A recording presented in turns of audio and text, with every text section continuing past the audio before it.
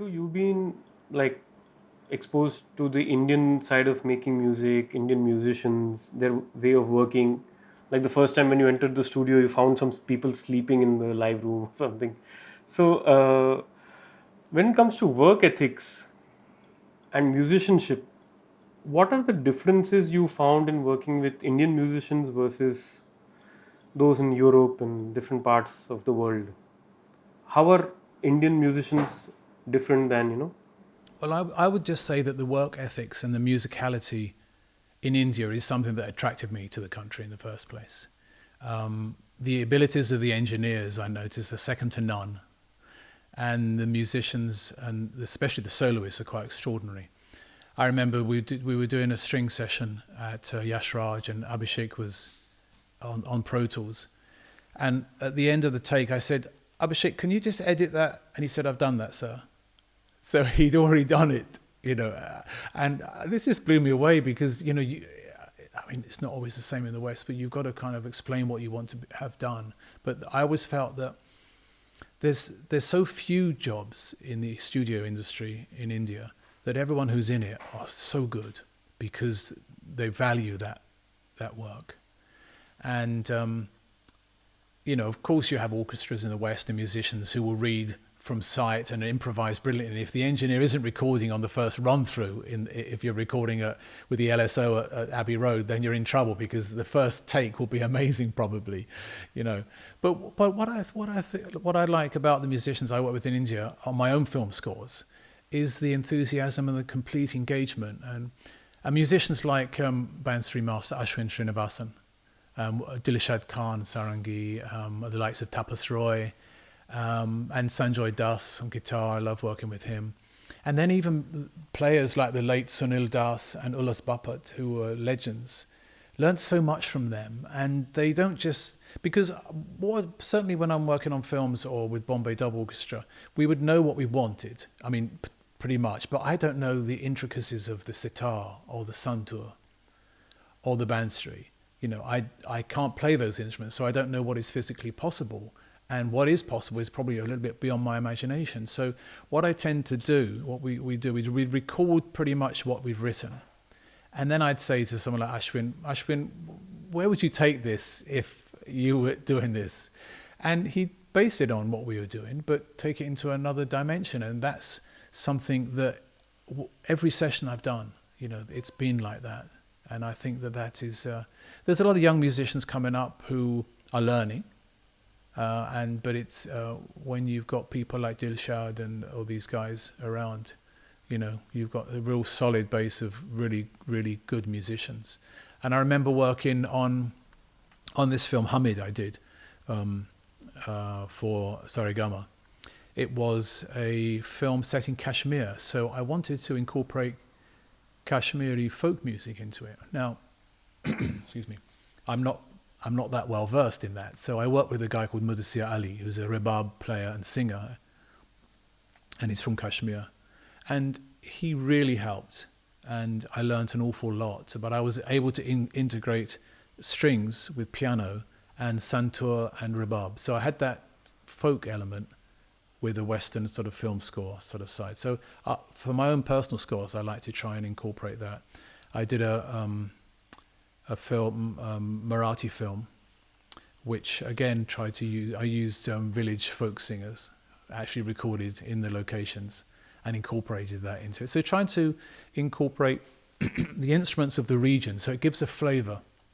I always felt that if someone's watching a film in New York on India and it's just a Western score, then it's got to have some element to it, and even a small part, but just appreciating that location. You're putting the viewer or the listener into the location of that space by the music, and I think that's a very important use of it. Well, that's nice because some Hollywood films, when they use Indian elements, I think all they do is just put a tabla, tang, and tung in between, and they think it's India. And it's out of tune normally; it's not pitched. Right. Oh no, absolutely. This is something that I've, I found a lot recently. Well, I think last year we worked on a film called Beecham House, where I was just facilitating with Megdeep Bose, the Indian recording. So we did 5 or 6 sessions to incorporate into their score, but at least they wanted to record, in India and authentically. So I think that is important. But you're absolutely right. Often you hear so-called Indian music within a film that Right. is not really been researched properly. That research and that effort is not done by some of the Yeah, composers there. and we don't always get it right every time, but it's I think engaging with local musicians is crucial because as I said, I don't know everything about Indian music and I would never profess to.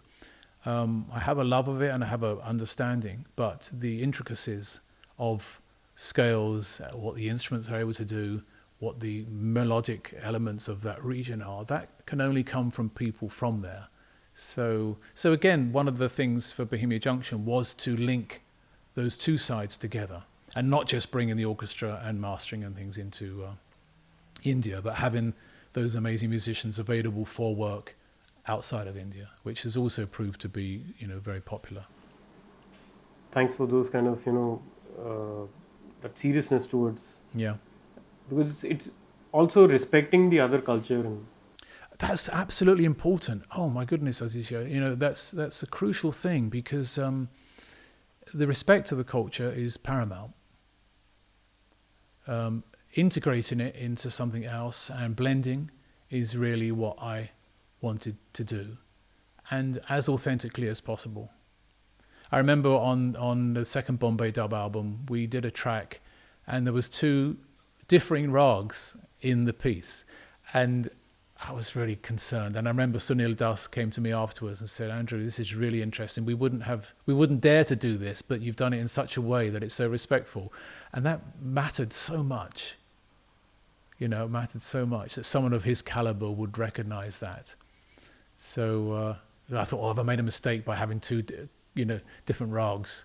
But it was accepted, so that was good. right.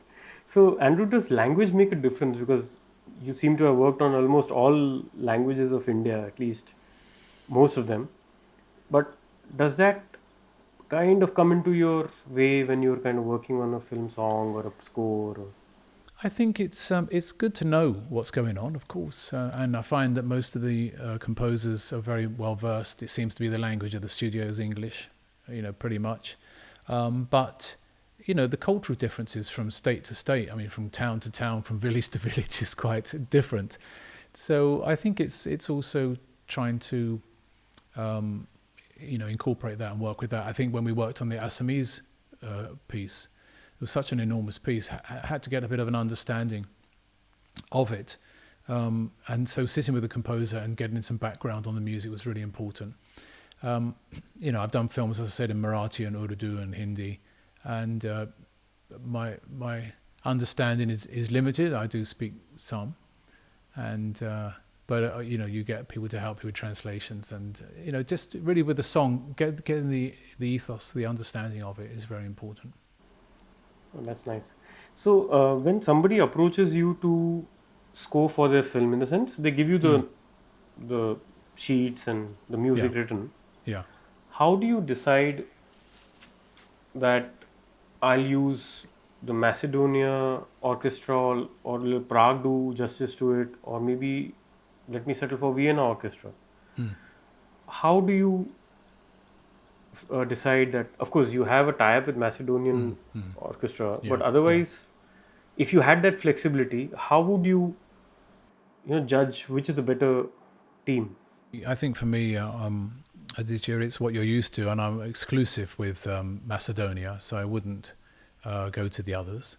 There's some other good ones, of course, but the relationship I built up with the conductors and the musicians and the management and the team, I know what they're capable of doing. I don't want to chance a film score with someone that I'm not experienced with. I know. I mean, often people want to have the LSO at Abbey Road, and it's cost effective. Cost effectiveness is not really possible in most cases. But in terms of in Europe, the Macedonian Orchestra is always my first port of call, because I know what they're capable of doing. I know that I can deliver what the client wants, and that's crucial. Okay, that's really important also. Now, Andrew, we have, for example, Sudeep Audio sells Vienna instruments in India, in the sense of the software. Yeah. how do you compare live musicians versus say a Vienna synchron library that has got all those samples that one wants and can experiment whenever they want to? Besides the budget, do you think the reality, if the person who's playing and arranging has good sensibilities, can also consider? Yeah, absolutely. Um, that's if you can't afford the orchestra, what is the best thing? Something like Vienna, or Hollywood Strings, or LA Scoring Strings. But Vienna is obviously very good, and you sell them. Um, but you only kind of know the difference when you compare the samples from the live. And I mean, there are composers like John Stewart and Meg Deep and these who use samples quite a lot. They also use live as whenever they can, but their ability to program is very good. And I hear some amazing arrangements and sounds. And if there's not time or you can't afford to have the orchestra, then that's the best case, a good sample library. But when you compare with the live orchestra, where you've got the flexibility of movement, when you hold a note with a sample library, you get that note. When you hold a note with a violin, you get 40 people given a different emotion, and you've got a conductor bring in crescendos. And so that is magical. And I mean, for me, standing in front of the orchestra conducting is something really special. And to hear the musicians play your music, and all the composers that we've worked with, when they hear the orchestra play, they're like, "Oh wow, this is too much." But it's only really if you can't afford that, then a good sample library is definitely good. And also, I also suggest, if you're using a sample library, maybe put in 2 or 3 musicians, because sometimes when you add musicians into those, you get that extra dimension. And then even you've got a sample flute. Suddenly the sample flute might sound live because you've got a couple of live strings. There's something that starts to bring it more alive. So that's also another option. Great. So, Andrew, now we also have music. We have something known as music producers, because here some composers just know how to compose a tune. Yeah. They don't handle the arrangement or production or anything like that. So we have a music producer who kind of does the arrangement and everything. Is there a royalty system that comes into play when y'all do something like that in your part of the world? Well, with songs, there's a producer's royalty is always there. Producer, historically, when you release a record, there'd be the label would sign the artist would get a percentage of every sale, the producer would get a percentage, a lesser percentage, but still get a percentage and a fee. And I think what's happening now is that producers are saying, well, actually, we shouldn't have just a fee now. We need to have a royalty as well, because we're creating pretty much everything. We're getting a melody. So I think it's there's 2 ways to look at it. Is that there's an upfront fee, which kind of you walk away from that, and you're happy with that. Or else, sometimes it's a negotiable thing where the artist says, okay, I'll give you X percentage, and the fee is not as much. But if you're going to get some back end royalty, then it's worth doing. So, and I think that's an important way to look at it. But I think the recognition of the job of the producer, who arranges and ends up playing and programming, I know you still have arrangers, programmers, a team, but there are a lot of people that have that job as a producer. That really, where does the line between producer and composer change? So I think people are, understand that. I think people like Vishal and Shekhar are and some of the other big writers in Bollywood are understanding the importance, and I think that that's a very good, a good way that it's going. So, It makes it healthier if you. I think so. But it's something that people just need to do. To appreciate, I guess, the importance of every element of the process. Right. So, Andrew, we have a lot of students in small town India who get to listen primarily to Bollywood film songs Mm. on the radio, or in their vicinity these days, definitely. But how can they expose themselves to Western classical music in case they want to pursue music as a career? So, any pointers you would suggest to them, to improve their skills? Yeah. Um, One thing I did in my early studies, and still do sometimes, is listen to the music that inspires me and then find the score and follow the notes.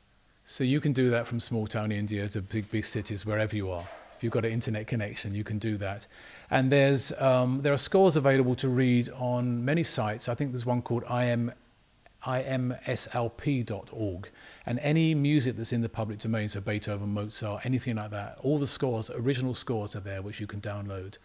So, and then I say find the performance on YouTube, or the recording, and then just follow the score, and then look at how the harmony is structured, what notes are played together. You can do your own, breakdowns of it. Look at the tonality and the color and how things work. And I think that there are also some good books to look for. There's one called Orchestration by Walter Piston. There's a few books I've got here. There's this one, which is by Lalo Schifrin, who's like Hollywood composer, and which is amazing. That's kind of more on the jazz front, and that's just it looks at all the scores and things and breaks them down, which I think is really important. There's another one called The Theory of Harmony by Arnold Schoenberg, composer, and there's this one which I'm going back over myself, which is 20th Century Harmony by Vincent Percy Shetty. And there's something I wanted to read actually from here, which I think gives an importance to the study. And it says here that although knowledge of materials and technique does not in itself create a personal style, precision in the choice of notes and understanding of harmonic devices are desirable in perfecting a means of expression and in stating a musical idea clearly and consistently. Now, what does that mean exactly? So we need to develop an understanding of harmony. And in India, harmony is not part of the musical culture historically. So it's more about one note with the tampura accompaniment. So it's a new discipline still to many. What chord follows another, how we make up those chords, and how we develop melody. But I have, as I said before, I've seen incredible growth of knowledge from Indian composers, and we do get scores and things that turn up like Hans Zimmer and like John Williams. But for those who are learning, I think it's listen to those that inspire you and find out how they do it, and then get inspired to develop your own character. So it's not just having the technique; it's understanding harmony. And I'm not saying massive theory understanding, because a lot of things you just do naturally, and I find in Indian musicians and composers, a lot of things are by ear, and there's a very strong ability to do that. But I think when you're moving into the orchestra, you have to have an understanding of what is the range of a flute. So in the older days, where you had a flute sample, you could play it across the whole keyboard, but actually it can't play below a certain note. So if you score it and the flute can't play it, or you need to know the ranges of the bassoon. So I have a PDF, I still use it now, and it gives me the ranges of all the instruments. So I know the top note a violin can play, I know what is capable of a clarinetist. I mean, I've done stuff where I've sent it to the orchestrator and he said, the bassoon player will kill you for playing, put it on the oboe. Or so it's having an understanding of those.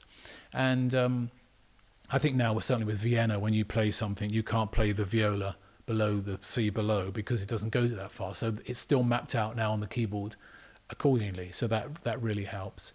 But I think it is everything is practice. Practice makes perfect. Understanding what goes into a score can be quite daunting. But if you listen and you follow a score, as I said, you can see what's playing, what instruments are playing what.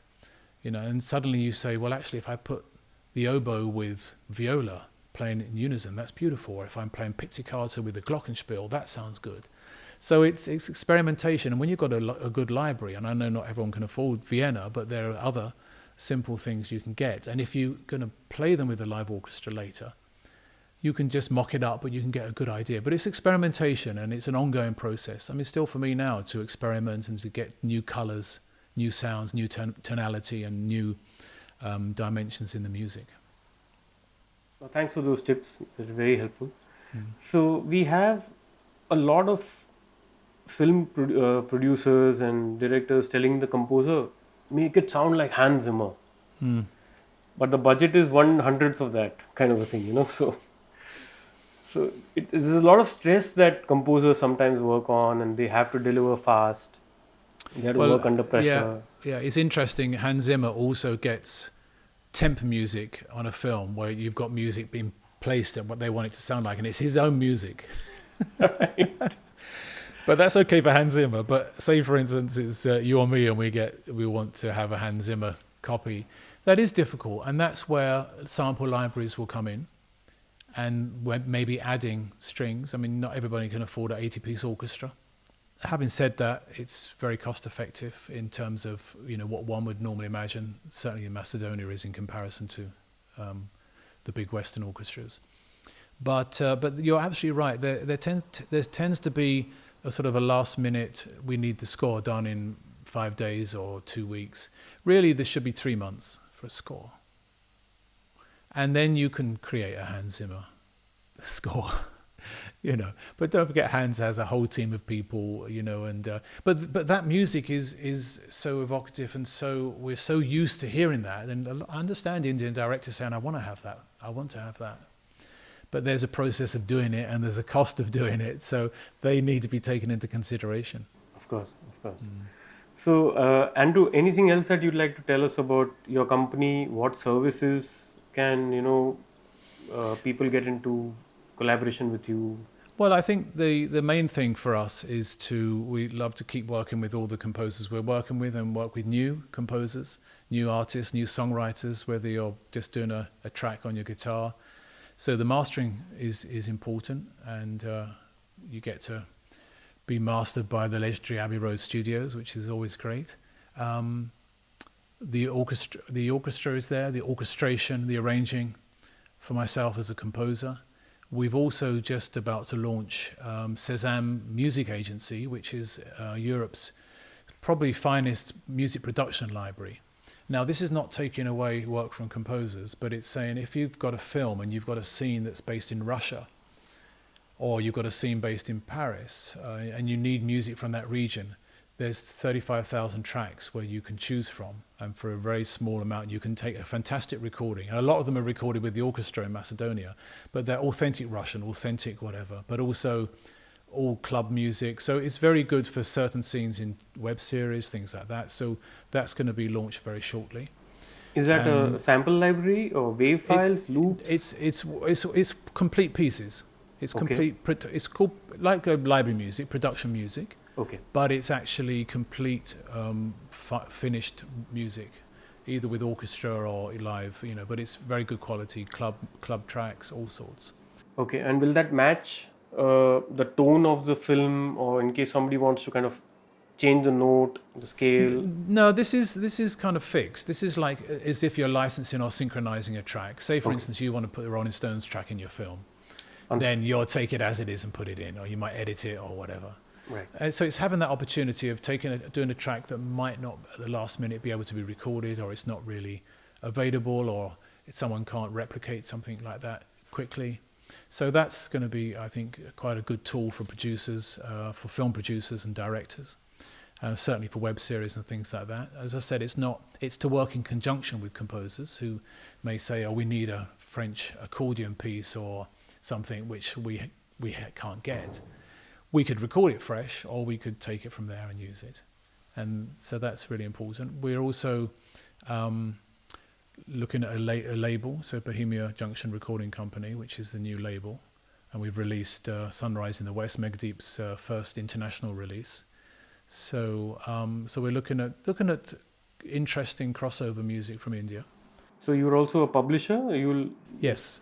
Yeah. Somebody makes a track and wants to release it through your company. Yes. He can be registered with IPRS also. Absolutely, yeah. They need to be registered with IPRS. Register your music with them, or if you're with PRS in London or BMI, whichever performing right organisation. And if it's something that we feel fits the brand, and looking for interesting things, so we're always ready to listen to tracks and look at new opportunities. So your company will distribute it, All digital platforms, yeah. including the Indian Yes, digital stores? yeah, and all the Lovely. ring back tones and everything. Oh, excellent. So on Ghana and Geo7 and all the rest. Excellent. Yeah, And we'll put down the details on how they can contact you so yeah, the viewers can get perfect. in touch with you Yeah, and yeah, yeah, avail of your services. perfect, perfect. Great, Andrew. It was lovely talking to you. There's lots to discuss. I think it's been a pleasure to be part of this, and I hope that people will get some inspiration from what I've been talking about, what we've been discussing. And if anybody wants to get in touch, then the contact details will be put below, I guess. So Yes, David. they can, yeah. Super. Thank you, Andrew. Thanks very much, Aditya. Thank you so much.